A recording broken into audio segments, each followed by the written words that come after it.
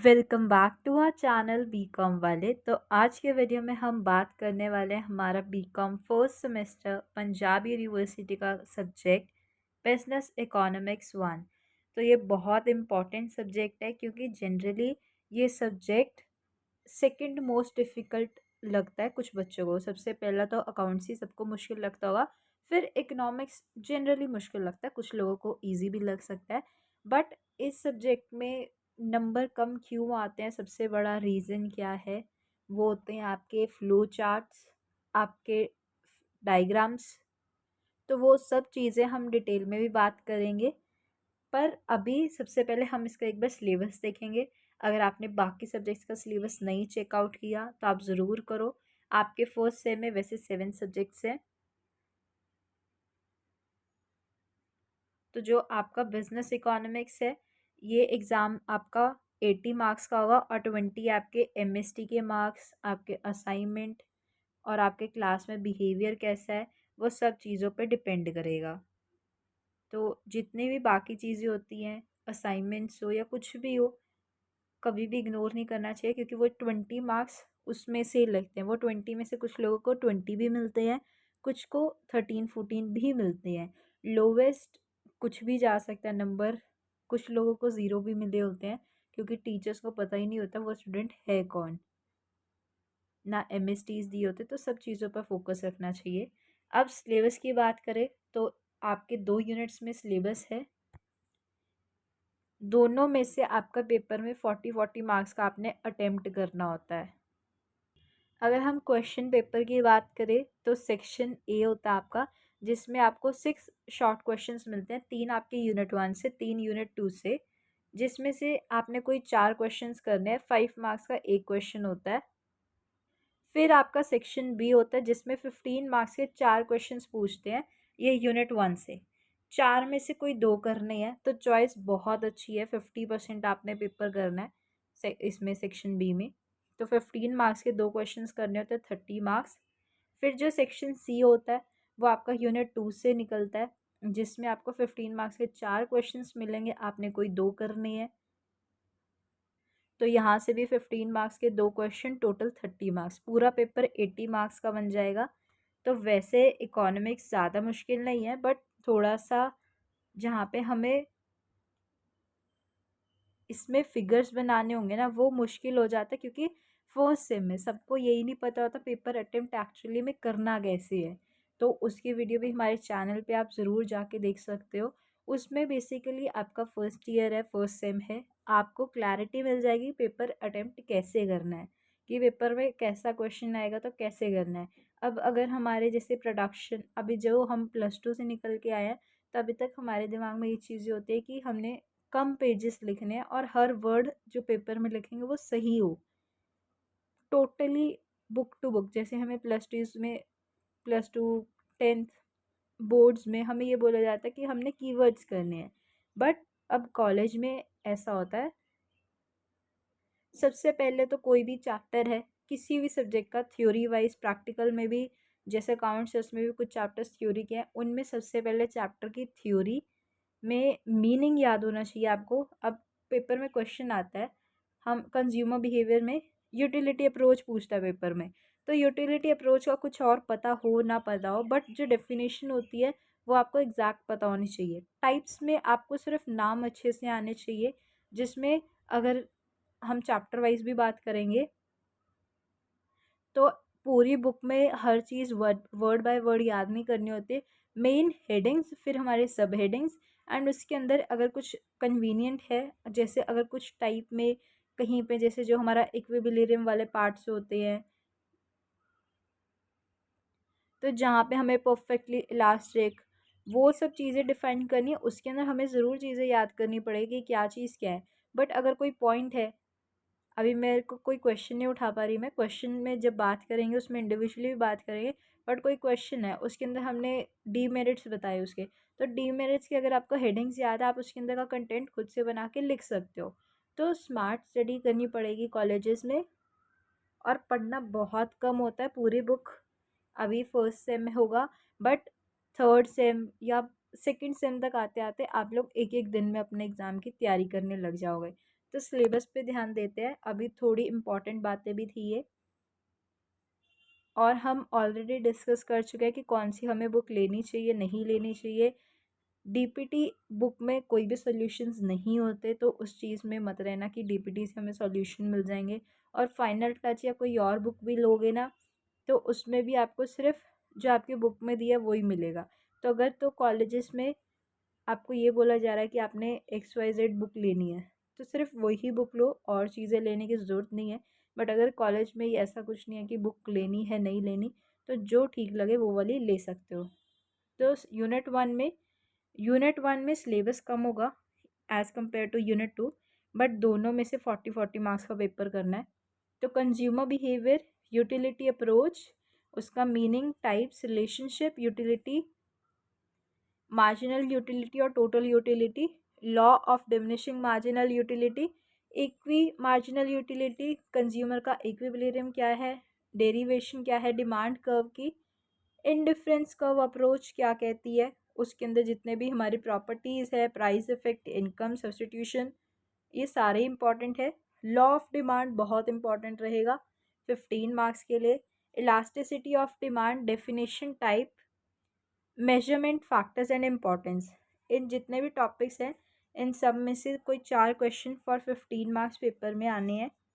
Unit 2 production and revenue, जिसमें production function, law of return, law of variable proportion and returns to scale, cost और cost के curve, concept of nominal, real, economic, implicit, explicit, opportunity cost, cost curve long और short run में, relationship, average और marginal cost का, revenue curve, उसमें total, average और marginal revenue का concept with different market conditions, relationship average revenue, marginal revenue और elasticity of demand, perfect competition, उसके features, equilibrium, equilibrium industry का role, element, price determination में monopoly के features, monopoly और monopolistic combination, इन दोनों में से एक क्वेश्चन 15 मार्क्स का पेपर में बहुत बार देखने को मिला है।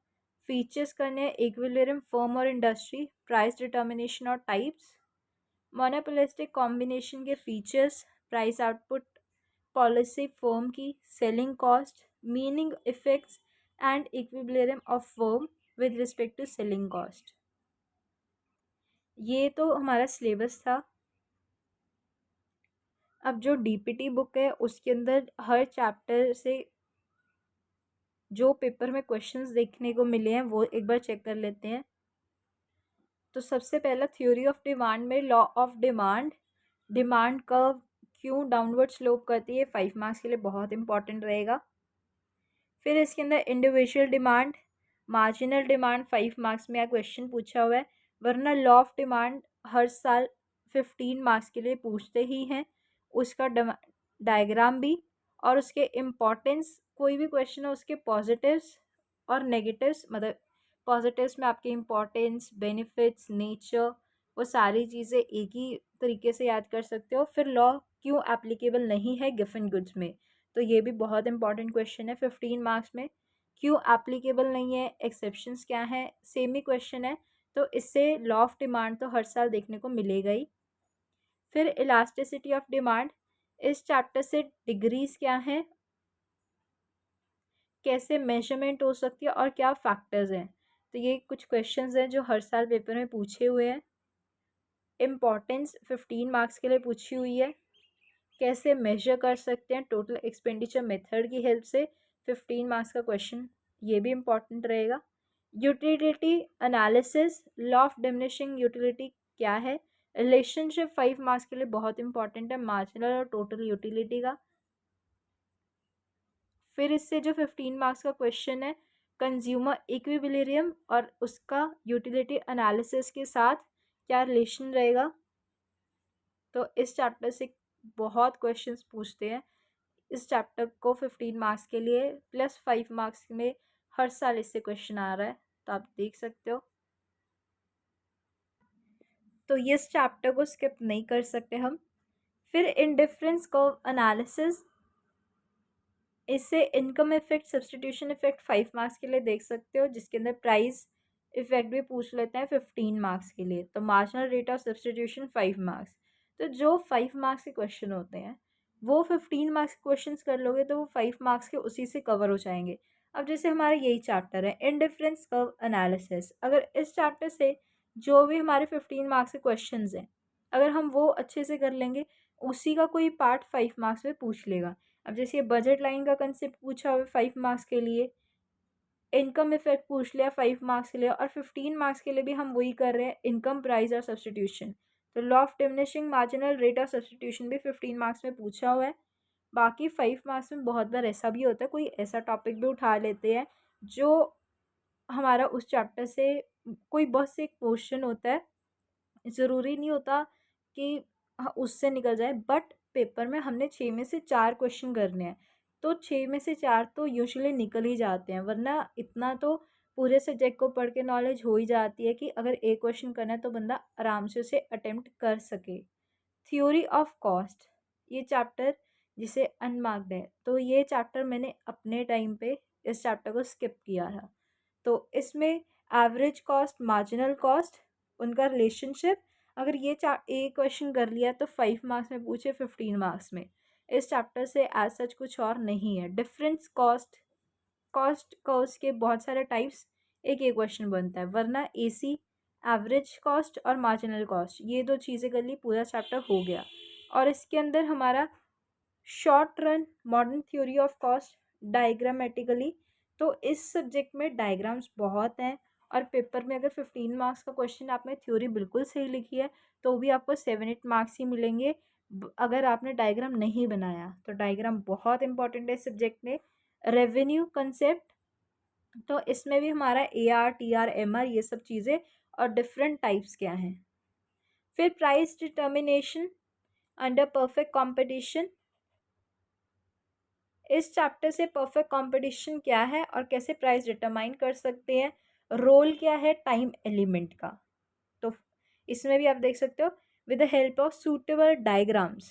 तो बहुत मुश्किल है ये, जो अभी आपका फर्स्ट सेम है सेकेंड सेम है इसके अंदर जो इकोनॉमिक्स है ये आपके डायग्राम्स वाली है, बट जो फिफ्थ सेम होगा सिक्स सेम होगा उसके अंदर आपके sectoral aspects of Indian economy है, तो उसके अंदर आपके कोई डायग्राम्स नहीं है, ये बस शुरू में ही है।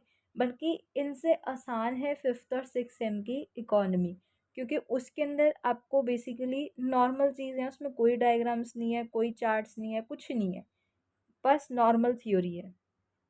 बट वहाँ पे आपके 3 प्रैक्टिकल सब्जेक्ट्स हो जाते हैं, जो कि यहाँ पे सिर्फ एक प्रैक्टिकल सब्जेक्ट है। Equilibrium of firm and industry under perfect competition, तो अगर आप बुक ले भी रहे हो ना तो ये पंजाबी यूनिवर्सिटी नहीं देखना होता है, हमने सिर्फ पंजाबी यूनिवर्सिटी के क्वेश्चंस पे फोकस रखना होता है। तो इसके अंदर शट डाउन 0.5 मार्क्स के लिए इंपॉर्टेंट है।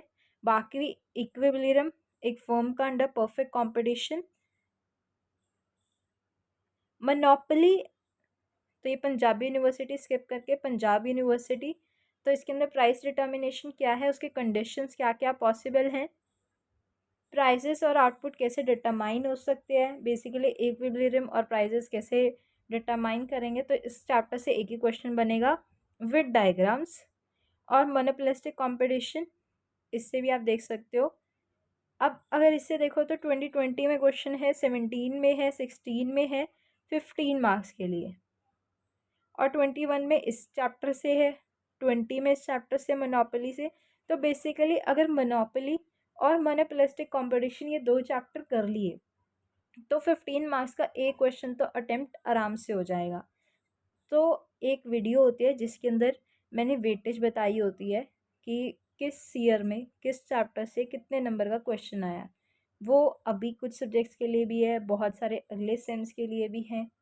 तो जिसके ऊपर ज़्यादा मुझे लगता है कि जैसे इकोनॉमिक्स में हमें ज़रूरत है प्रोडक्शन, जिसमें हमारे सिलेबस 11 चैप्टर्स हैं, अब देखो इसमें, बट अगर हम बुक में देखेंगे तो हमारे थोड़े ज़्यादा चैप्टर्स बनेंगे और सिलेबस में भी हमारा ज़्यादा चैप्टर्स लगते हैं।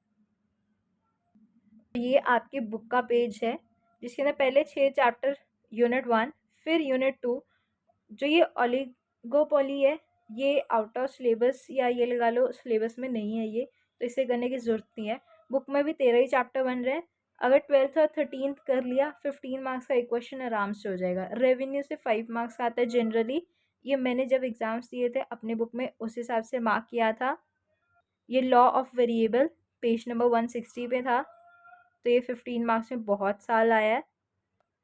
11th चैप्टर भी मैंने काइंड ऑफ स्किप भी किया था। और यूनिट 1 से हमारा 3rd, 4th और 6th चैप्टर बहुत इंपॉर्टेंट है। ये 3 चैप्टर से हमारे 15 मार्क्स के क्वेश्चन अटैम्प्ट हो सकते हैं। 6 चैप्टर्स हैं, 6 चैप्टर में से कोई 4 कोई चैप्टर्स आएंगे फॉर 15 मार्क्स। तो अगर आप कोई 4 भी कर लोगे तो आराम से आपका सेमेस्टर फर्स्ट का यूनिट 1 आराम से हो जाएगा। और यूनिट 2 से हमारा अगर आपने 12th और 13 चैप्टर कर लिया 15 मार्क्स का एक क्वेश्चन आराम से हो जाएगा। तो बस अब एक चीज़ रह गई बतानी, जो कि आपके वेटेज है हर चैप्टर की। बस उसके लिए एक वीडियो होगी, वरना अगर ये वीडियो भी देख ली तो आपका बहुत हद तक सिलेबस कवर अप हो सकता है अगर आप इस स्ट्रैटेजी से चलो। अगर आपको सारा सिलेबस देख के, ये वीडियो देख के, कोई और वीडियो देख के कुछ और समझ आता है तो आप उसे भी इम्प्लीमेंट कर सकते हो। और पेपर से पहले अगर आपने कोई वीडियो नहीं भी देखी या कुछ भी नहीं किया, एक चीज़ ज़रूर करके जाया करो पेपर से पहले। अब आपका 2025 का एग्ज़ाम होगा सेमेस्टर 1 का, तो जो 2024 का क्वेश्चन पेपर है उससे एक बार देखो, 23 के देखो और 22 का देखो, 3 सालों का ज़रूर देखो। अगर आपको पेपर मतलब मान लो आपने यूनिट 1 से 4 चैप्टर किए, यूनिट 2 से भी 4 चैप्टर किए, 8 चैप्टर किए, और पेपर में आपने जब क्वेश्चन पेपर देखे 3 साल लगे, तो आपको ये एनालिसिस हुआ कि 5 मार्क्स का क्वेश्चन मैं नहीं कर पा रहा या नहीं कर पा रही, या 15 मार्क्स का कोई क्वेश्चन किसी सेक्शन से नहीं हो पा रहा, तो उस हिसाब से आपको पता लग जाए कि आपको और चैप्टर करने की ज़रूरत है या नहीं। और अगर 5 मार्क्स का लगता है कि 5 मार्क्स के लिए मुझे कोई और चैप्टर करना है, तो सिर्फ़ और सिर्फ वो क्वेश्चन करना उस चैप्टर से जो 5 मार्क्स के लिए पहले पूछे हैं। 15 मार्क्स का क्वेश्चन उस चैप्टर से करने की ज़रूरत नहीं है। तो that's all for the video. Video थोड़ी लंबी हो गई, बट एक वीडियो है, इसमें इम्पॉर्टेंट क्वेश्चंस भी दिखाए, सिलेबस भी दिखाया, बहुत इंपॉर्टेंट बातें भी हमने डिस्कस की। स्टिल अगर कोई डाउट्स होंगे, डायग्राम्स को कभी भी स्किप मत करना। इस सब्जेक्ट में अगर डायग्राम्स नहीं बने, टेबल्स नहीं बने, नंबर आधे हो जाएंगे।